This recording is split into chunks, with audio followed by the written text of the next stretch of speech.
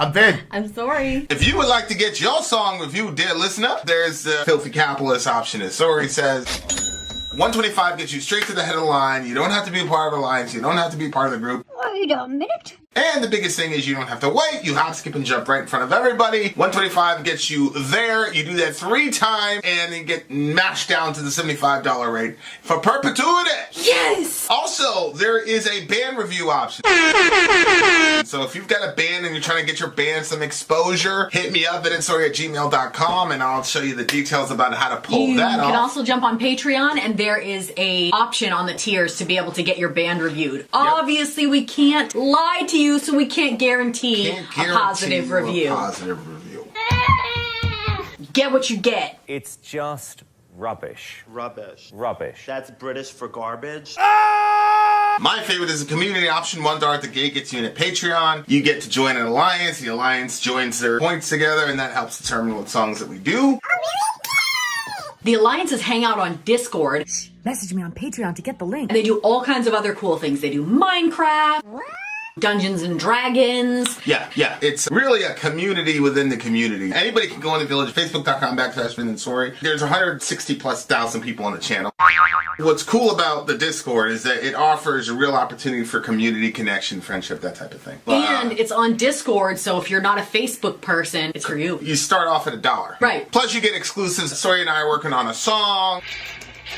So the first 15 seconds of that was on Patreon. Also, at $15 tier and above, when we actually debut the video, they're going to be there live with us. There you are, dear listener. Buy our merch. Buy our merch indeed. And a child shall lead them. Look at this. Sayla made this little flower. I don't know what she made it out of. But I know she used the hot glue gun. That's how it's standing. Oh, we have a hot glue gun now? Yeah, they had it at the dollar store. Really? I thought that was weird. Yeah, I know. I thought that would be a lot more expensive. I said $1? And the glue sticks were $1? I'm like, I'm with it. I'm all in. We're all in it to win it. Okay. I've been really looking forward to this one. No. Okay, up next is Nargaroth. 7 tears are flowing to the river. This is another one of DJ Mike Franco's. But again, we're in the transatlantic collusion. So this is the group of them together. Like the transatlantic collusion. I had to make a phone call today. It was a banking thing for the kids' banking thing, and I was like, I said, so I need to know that, so I don't go too far, or something like that. I said it on the thing. She was like, because I was talking about the kids investing. I'm like, I just want to make sure that you guys are going to come back at me and say there's like some $10,000 bill because the kids did a poor investment. All right, Nargaroth, I think is the proper thingamajiggy. Yeah, 7 tears are flowing to the river. Okay, and this is the big hole. Is this Franco again? It is. It's Franco again. Shout out to DJ Mike Franco. Shout out Let's do to this him. shit. This video is a concert mix. Oh, very good. Very good. We're with it. Very good. If it's a concert mix, then you know what's going to occur. All right, guys, here we go. Check it out. Where's the 7? There you go. And we're off.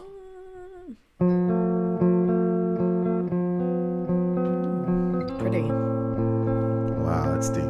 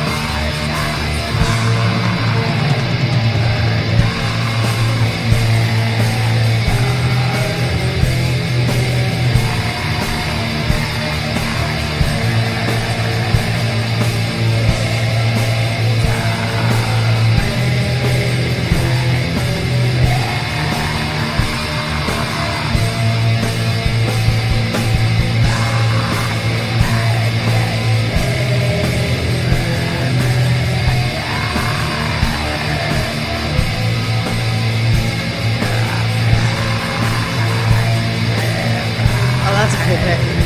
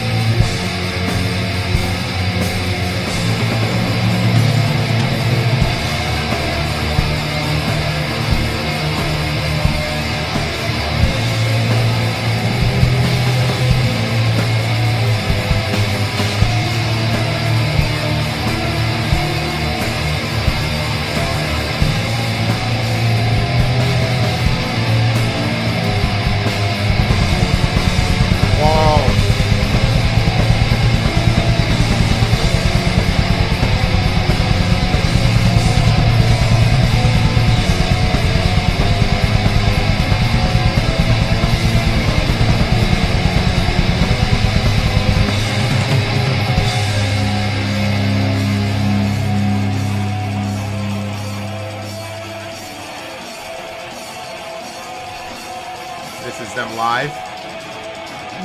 Yep.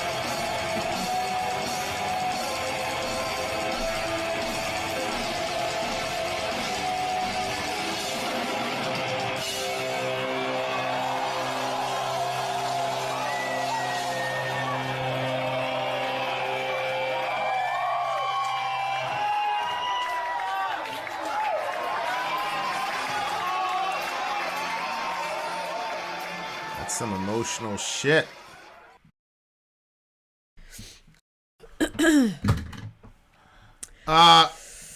So obviously everybody knows I'm a sucker for tremolo picking. That was beautiful freaking tremolo picking. I'm not certain. The song was like 14 minutes long. Mm-hmm. I'm not sure. I feel like they could have cut that by 5 minutes and we'd be okay. I think they could have cut it by 10 minutes and we would have been okay. No. Yeah, that's how I feel. Okay, I feel like it could have 6 or 7 minutes. That would have been the most for me. But this is not my style. So if it's not my style, it's not. You know what I'm saying? Like if the tremolo sequence is really good, I can listen to it for a very, very, very long time. It just was. It felt like it was so repetitive and it wasn't going anywhere, and I felt like I was kind of. Yeah, but no, I hear you. And we listened to that Doom song yesterday, and it was very sludgy, and it was actually a sludge, I think, and it was just kind of like after a while, I was like, but this one, the music was pretty, so I don't care. I like I like tremolo as well, but that vocal style is hard for me to palate. I still haven't I don't have the appreciation for that vocal style. It's honestly a little confusing to me how anybody can. Like, Mike, is this enjoyable? So I've been listening to this. You guys are not going to appreciate this, but I don't know how she pronounces her name. I was saying Sai. It's like Sai or Saia or something like that. And the name of the song is Chandelier. And I've been listening to that song on friggin' repeat. I think it has a lot of depth of meaning for me, on the side there. But aside from that, just the notes that she hits with her voice is just absolutely incredible. Mm-hmm. And But this, so for me, it has to hit my soul. So I'm assuming that you guys listen to this and that this type of music, does the vocal style hit your soul? What does it do? I don't understand. I'd like to have a little bit of an explanation from a couple different people as to what goes on with you with this vocal style, not the music behind, because I can throw in with that. The first, especially the intro to it was very pretty, and then as the song progressed, I could throw in with the sound. But I couldn't throw in with the length, but the sound, and if it would have had a different vocal style, I think it would have been pretty. But I don't understand it. Just like I didn't understand Rob Halford, it was what is this man doing? Stop, But then it took some time, and then we were like, wow, this is really amazing. But with Halford, even though we didn't like his vocal style initially, it couldn't be questioned that the man had vocal talent. Yeah, but I didn't understand it. It was why would anybody want to listen to this? Yeah, but what I'm saying is, you knew that nobody could do what he does. Yeah. Whereas with this kind of stuff, anybody can do this. No, I disagree with you. I've tried it. I've tried it many times in the car, and all it lands is a bunch of coughing. Yeah, but you know what I mean by that. No, I don't. It's not something where the person has a specific type of talent. I disagree with you. Is unreachable. I disagree with you. I think there's lots of people that can't do this. That vocal style. I think anybody can growl. Anybody can do black metal vocals. I can't. You can. Look at you. No, you know what? Look, I'm not going to argue with you because I've done a lot of things. If your life depended on it, you wouldn't be able to do it. You'd die. Yeah. Ridiculous. If your life depended on it, you would not be able to do what Halford does. That's what I'm saying. That's the difference. You don't have the will to train your voice to go through the type of. Look, babe, I don't want to admit it. I don't want to agree with you on that. I want to keep arguing. You don't have to but agree I see with what me, you're but saying. I'm saying it's what Halford does is, you're right. is impossible to attain. You're not. You're the minute. Even though I didn't like it, and I actually said it in the video initially. This dude, he could hit. There was some guy, I think it was Vivaldi or somebody, an opera singer, and those guys are in a completely different category. They don't get measured by Whitney Houston or whatever. These opera singers are something else. And the guy was saying that Halford. He named one other opera singer, and then he said, "Yeah, that Halford guy." So Halford is a unique generational talent. It's never gonna happen again. Yeah. Whereas this one, any kid in Norway in their garage can do this. You know what I'm saying? So that's a difference to me. But I don't think it. But I think the thing about black metal, especially this type of black metal, is that the people that are attracted to this music are not attracted to the. I think it's the turning on the head of what is appreciated as music is what attracts them. So like the rest of the world, so it does do something for their soul because the vocal style is a metaphor for how they feel, whereas everybody wants to put them in a box. This is what beauty is. This is how you're supposed to be. And so when they hear things like this, it's almost like affirmation that you don't have to be that way. You can be ugly. And then even if you look at the aesthetics that they do on stage, like they uglify themselves. You know what I'm saying? Like they're going out of their way to make themselves look unattractive. You got this mega pale face, and then you got these monstrous types of expressions. And it's sort of like the exaltation of ugliness and disorder. I don't see it like that, babe. Go ahead. I don't see it like that. When it comes to the pale face with the, all the, I love that. I think it's so cool looking, and I don't think it's ugly. Like when we talk about grunge and like, like the loose fitting button up shirts that people were looking all, I can see that could be, well, that's not attractive. I could throw in with that pastor there. But as far as, as far as the paint and stuff on their face, like I thought that girl looked really pretty like that. Painted up like that.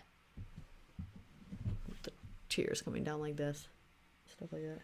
Well, not like pretty like Kim Kardashian. Not like that. I guess I can see what you're saying. You think I'm just being argumentative? Oh, it doesn't. I'm just watching to see how far this will go. Because I'll call bullshit on you right now and say, okay, well, when we're going out to some restaurant, put that on your face then. Yeah, okay, I see what you're saying. No, because if we were going to a show, I'm all about it. But yeah, out of the context, it's not. But you could wear just regular makeup paint to a concert and No, I'm just go for it. No, what am I going to do? Argue something that you just changed my mind on? Like just for the sake of arguing with you? I've done that before. Amy said she tried the Cookie Monster shit and she was able to do it.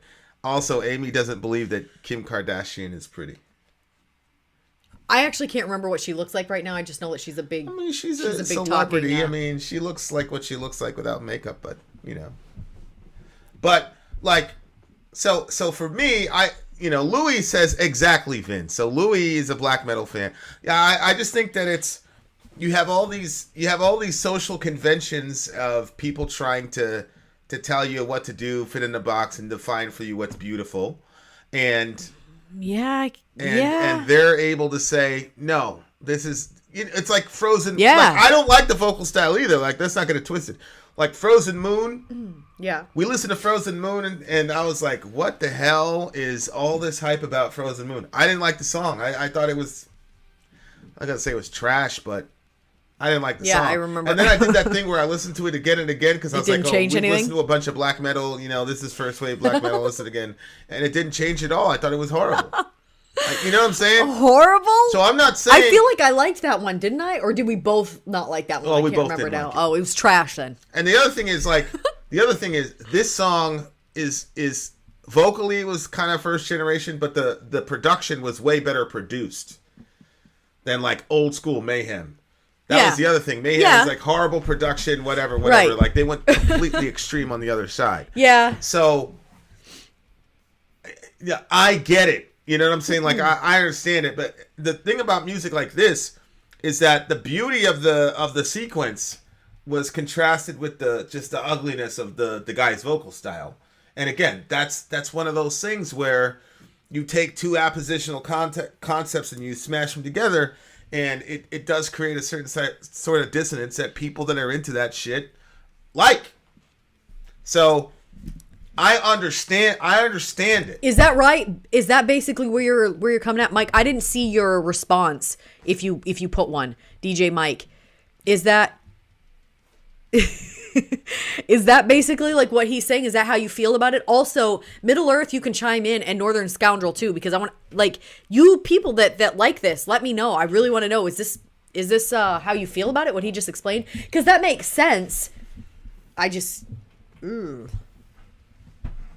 Yeah, but you're coming from a, like I said, I wished in this particular song, especially considering it was 14 minutes long, I would have wished for a clean vocal interlude somewhere, because the progression was so sweet and so beautiful. Mm-hmm. So I would have really, it was kind of like that Chinese band that like blew me away a couple days ago. Yeah.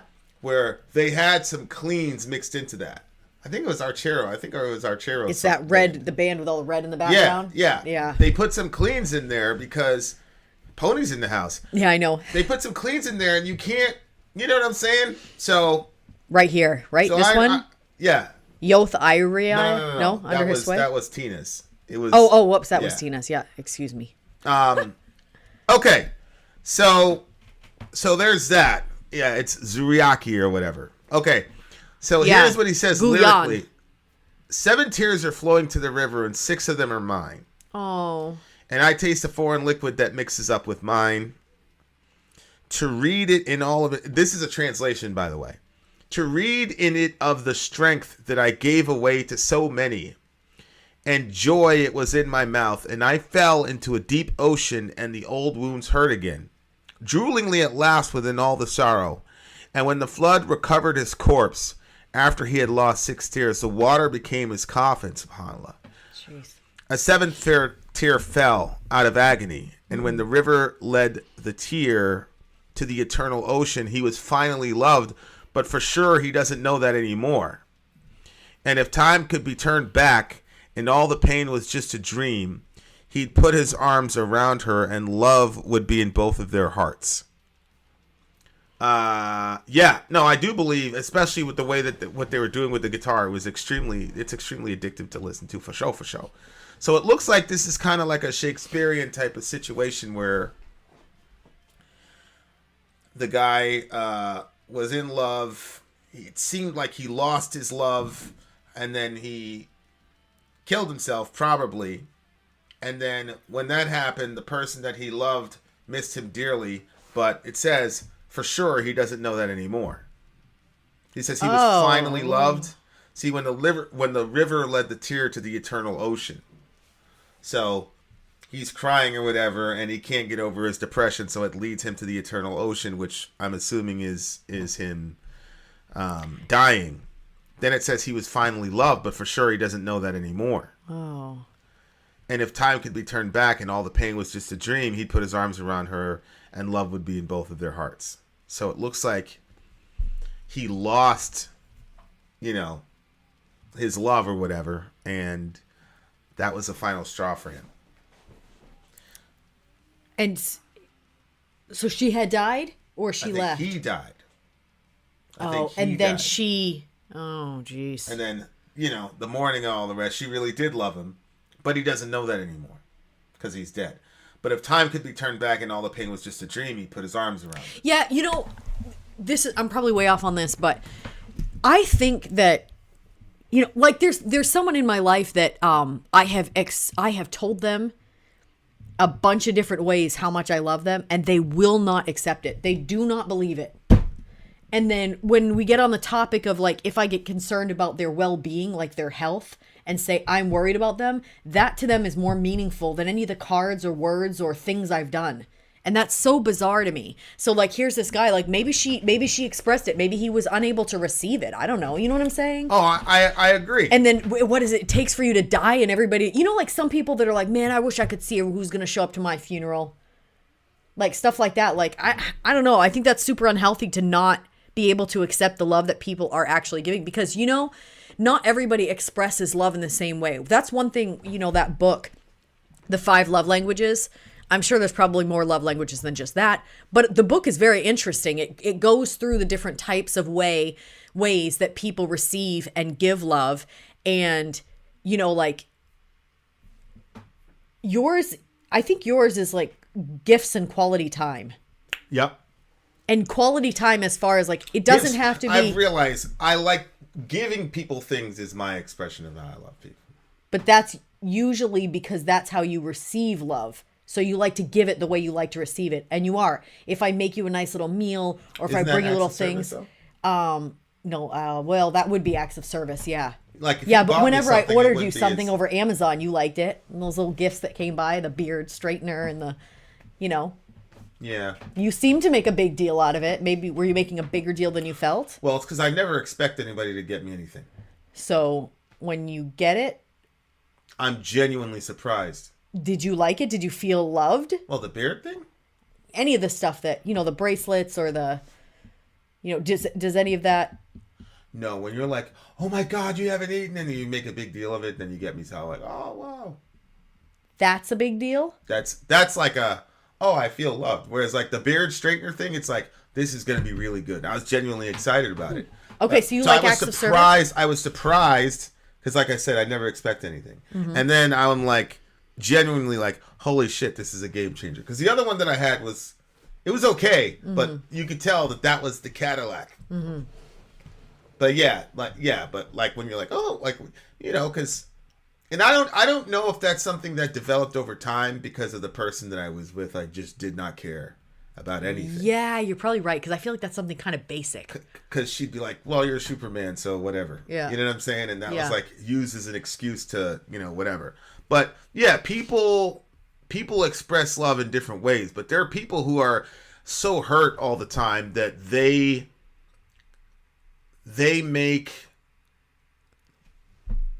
have very strict parameters as to how they're going to, they make their very high parameter the only bar for which love can be received and expressed because they've been hurt so much. Mm-hmm. And so if you don't hit that level, then they can say, oh, you know what I'm saying? And it can it can come off as manipulative or whatever, but at the same time, what we always say is fear will do that to you. If you fear rejection or you fear pain, especially if you're an older person and you haven't gone back into, I know this is going to be corny, but whatever, your inner child, and made peace with your inner child, then that fear of rejection, because if you don't reconcile with that inner child, then it's going to dominate. It was like, this is a terrible metaphor, it doesn't work, but it's as close as I can come to like what happens if you don't deal with your inner child. Remember we saw, it was a modernized version of the Ten Commandments with Batman, and God was like a kid. The God, Yahweh was like a child. He was a child character. Not really. Yeah, so God was a child character. Okay. And it was very, very interesting because once again, it was the secularists that were writing it. And so when God said, listen, I'm going to kill all these people. And Moses, who was played by the dude that played Batman, was like, no, don't do that. What are you doing? You can't kill all these people. And then God basically says, okay, fine. I'll come up with some little compromise. So they did the Passover thing. So if they show up in your door, then they'll be safe. But otherwise, I'm killing these fools. My point is, this was a kid, but he had all this like omnipotent power. And I think when you all of us got wounded by our parents one way or the other. And most of our parents were not these modern types of parents who will constantly apologize and all. That's like a modern new thing almost, where you're treating your children as actual persons with autonomy and, you know, whatever. And so you're not going to get that apology from your parents. Most of us, you know, you're not going to get your parents saying, I was wrong here, and here, and I did this and that to you. So you got to find a way to deal with all the pain and hurt that your inner child had to deal with. Because if not, it's going to be, some of this is inspired by, you know, yesterday with Kastrup, where he said, if you don't listen to your diamond, there's going to be consequences. And I do think at some level that your inner child is an actual being with actual sentience that needs to be reabsorbed back into your consciousness. I'm doing the Jungian thing where Jung will, you know. No, I agree. I agree. So that is inside of you, or as Kastrup says, that's in the house. That's in your house. Yeah. However you want to call your being. And no, Philip, they don't. It demands to be reconciled with. Yeah. And if you don't do that, then what happens is when you get to real core emotions that people get behind that wall, it will become a tyrant. and it'll terrorize you, and it will force you to create these ridiculous standards that people have to attain to. Like, you know, I'm dealing with one of the kids because, you know, their mother essentially abandoned them. And so his reasoning is, I'm going to make this girl jump through 15 different hoops to prove that she's not going to abandon me. Well, that's obviously a reaction to that trauma. And so we have to deal with that and talk through that so that whoever he ends up with doesn't get tyrannized by that definition of what love is, because obviously that's unfair and it's a standard that nobody can attain to. Yep. But children are not rational. So what you're saying to this person is, look, I do love you. I've showed you X, Y, and Z thing, but you're not talking to him. You're talking to the child. And a child is not rational. The child is only emotional. So you're trying to reason with a child in that regard, if that makes any sense. It does make sense, but how do you get through to that child? Well, I just think one of the things that I say all the time, you know, is you have to accept them for who they are. And you have to accept that a lot of people are not going to change. You have to accept that. You know, we can do work on ourselves and, you know, we can influence our kids. But you have to accept somebody's at 60, 70 years old and that child is still there tyrannizing him. That's not going to change. And so you just have to, you got to accept that about him. And I don't know what that means to accept that. You just suck it the fuck up and just... No, it's not suck it up. It's to realize that you're not the victim in this interchange. He's the victim in the interchange. You're saying, no, I do love you. But you know that you love you, but he doesn't know that. So you're not the victim. He's the victim because he's the one that's not able to absorb the love from you. So you're not the pitiable one in that situation. What I'm saying is you have to accept the fact that he's so hamstrung by that trauma. And you know what I'm talking about. Yeah, I do. I just think that the way that love works a lot of times is it's circular.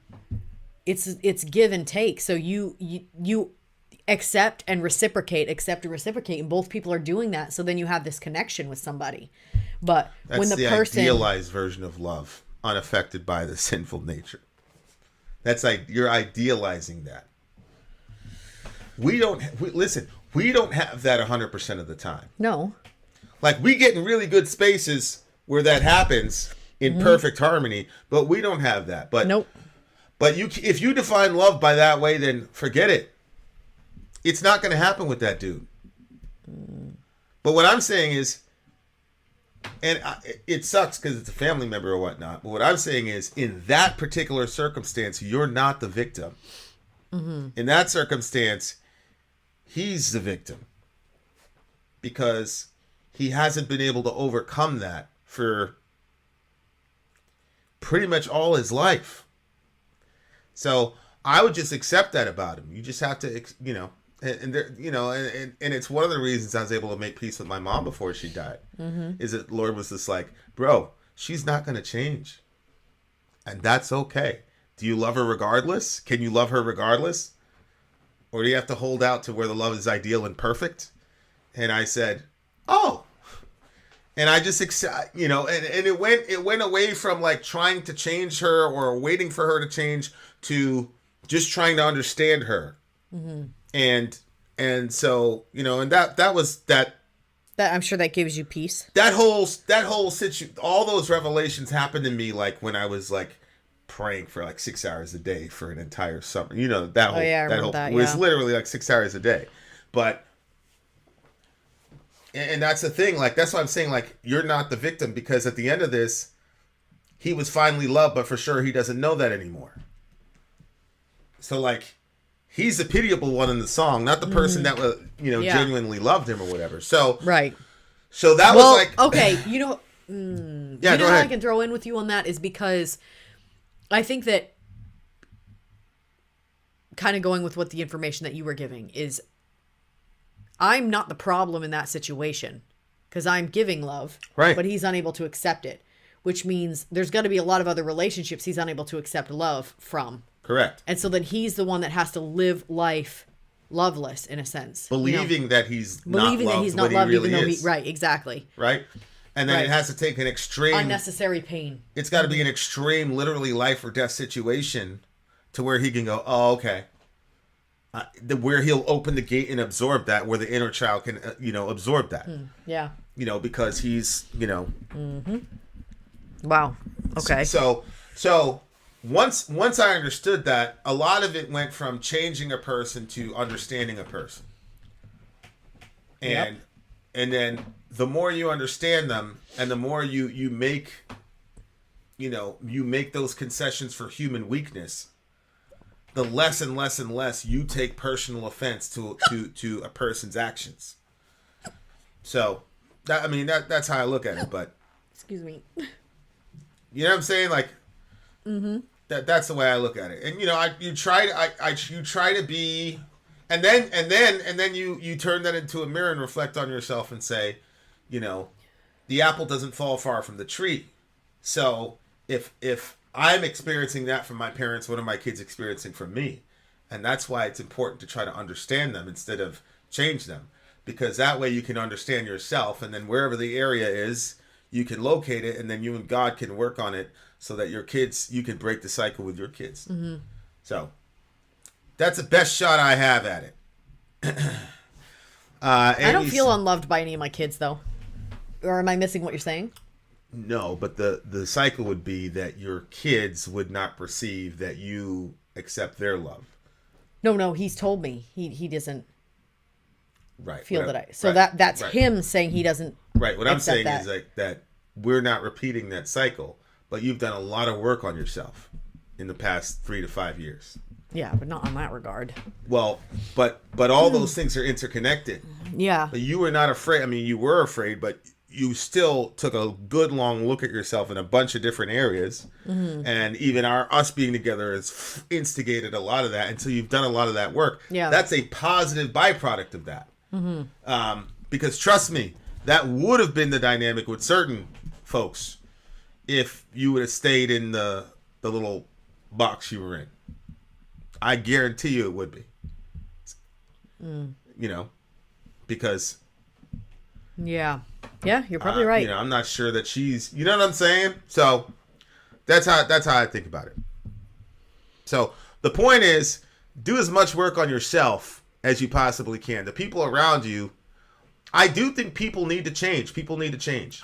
I agree. So, I'm not saying don't help the people, but sometimes the people in your life are not ready to change or whatnot. Mm-hmm. So...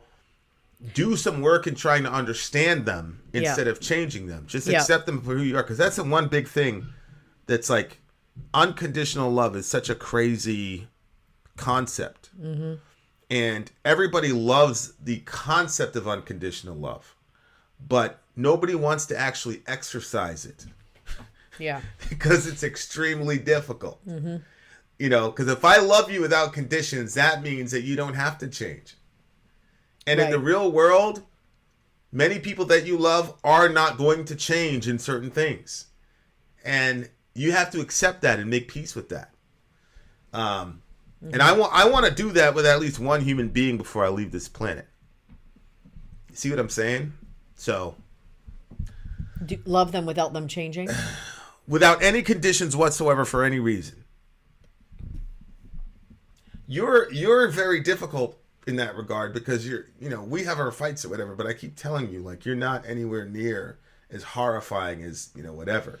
So, oh, wow, it's so hard for you to love this person who's incredibly beautiful, is a great business partner, who educates your children, who, you know what I'm saying? Like, oh, is your gym buddy, like, oh, it's so difficult. You know what I'm saying? Yeah. So, I mean, there are things that, we battle about and all the rest of it, but, maybe I'll be able to say that about you in like 20 years. You know what I'm saying? But right now, it's still kind of honeymoonish. You know what I'm saying? Interesting. Anyway. What do you got? This one, I wasn't so much of a fan of it. It was an 8 for me.